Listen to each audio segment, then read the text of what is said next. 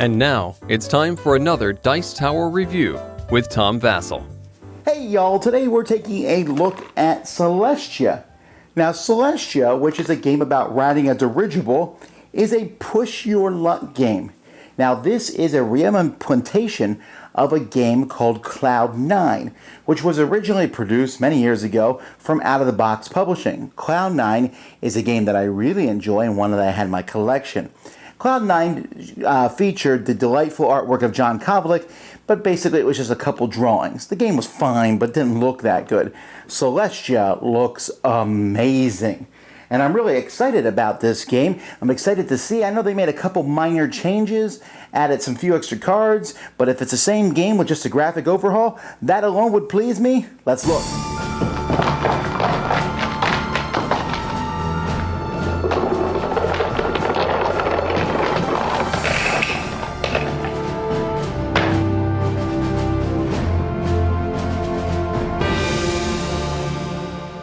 To play this game, each player is going to put their pawn in the ship. The ship is a three-dimensional thing that you build out of cardboard. There's instruction rules, and this ship starts on the first spot here on this track. You'll see that it's 1, 2, 4, 6, 9, 12, 15, 20, and 25. There's a deck of cards that corresponds to each location that's shuffled and put there.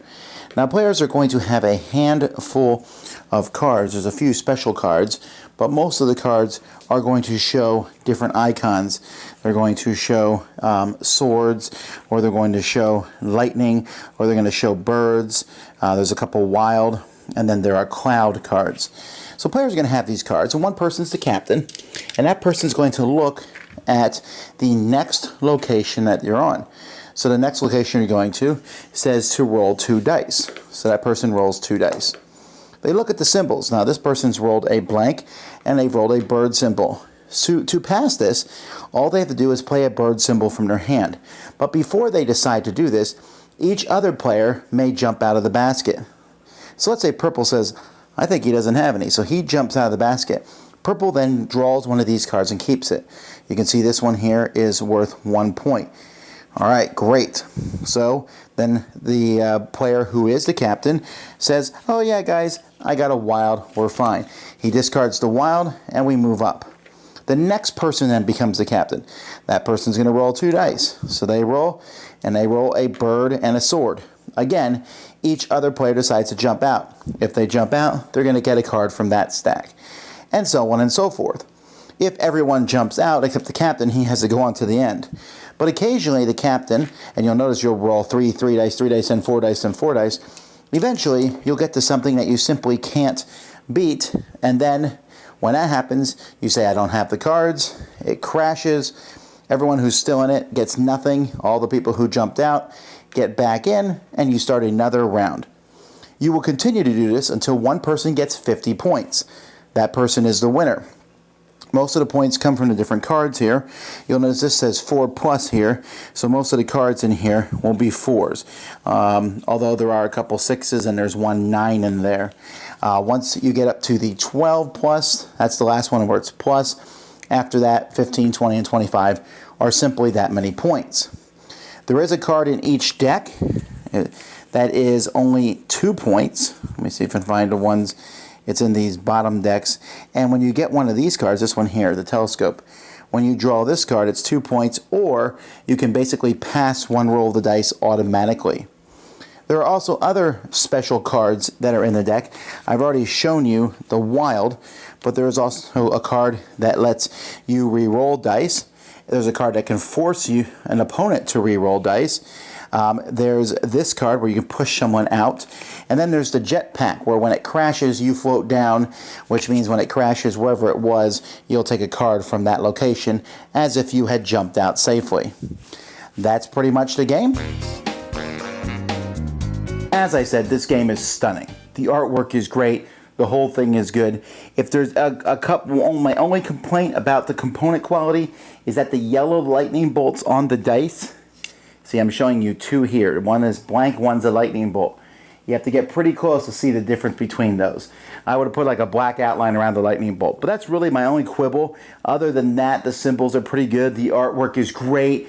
But since you don't really, the artwork is superfluous, you only need to see the icons. I do think maybe a special card that told you what all the different cards did, reminded you. Maybe a little bit too much symbology there. Like there's two that show re-rolling the dice. Which one makes you re-roll dice? Which one makes your opponent roll dice? But anyhow, the game plays the original as Cloud9, and I really love that game. I love the fact that it's just a fun push your luck game. Like, I'm going to stay in the balloon. I feel like this person has the card. See, when it's your turn and you're the captain, you're not allowed to tell anyone what you have. So you just sit there and smile, and everyone else goes, does he have two reds? I think he has two red cards. I don't know. All right, I'll stay in. And then sometimes it looks like they only need one card to play, very simple, and they crash. Other times they're at the very top and it looks like they have some difficult thing and they have just enough cards to keep going. And there's a lot of yells and outcries, and the game is fun and doesn't take that long. Very enjoyable. Now, I will say that I like the inclusion of the special cards, and I really like that the bottom 4 rows had that one card which essentially is a super wild, which gets you through. But I'm not sold on these random cards in there. So for example, the 9+ here. So here's a 9, a 12, a 9, a 9, a 9, a 12, 12, a 9, and a 9. Well, that's okay, but if you're getting the 12s, you're doing much better than the 9s. The 6 is even worse, because the 6 has a 6, a 9, a 9, a 6, a 6, a 6, a 9, and then 1 12. One card is worth more than the other ones. Now, I don't care about that necessarily, like, ooh, we can find this cool treasure, but the fact is that those are all in the lower levels. All the lower levels have cards like that, which makes it really worthwhile to jump out at the lower levels. You can literally jump out consistently at the lower levels and do well. So I'm not sure if I think that's a good idea, because I like the idea of making people want to push their luck. Why should I go all the way to the top and get this 20 or 25 when I can jump out at the 6th level and possibly get a 12-point card? My solution is easy. If you're playing my copy of the game, and I do plan to keep this game, if you're playing my copy of the game, in each of those smaller decks, the one that is like 2 levels higher, the 6 that's really a 12, and the 4 that's really a 9, I'm taking those cards out. There's only one of each anyway. I don't think it's that big of a deal.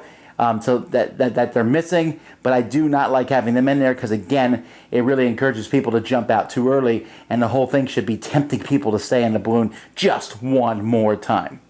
So that being said, other than that, I think this is a really cool set. It looks good on my shelf. It's easy. It is one of those games I bring out to teach new people, especially showing them how to kind of push your luck and see how far can you go. The theme is good. It's really cool that it has this 3-dimensional air thing. I mean, even the back of it, the rudder spins. That has nothing to do with the game. Just cool that it's there. A cool little game. Glad to see this one back in print. Celestia. Dice Tower Judgment. Excellent. Thanks so much for watching the Dice Tower videos. Find more great videos and reviews, as well as our top-rated audio podcast at Dicetower.com.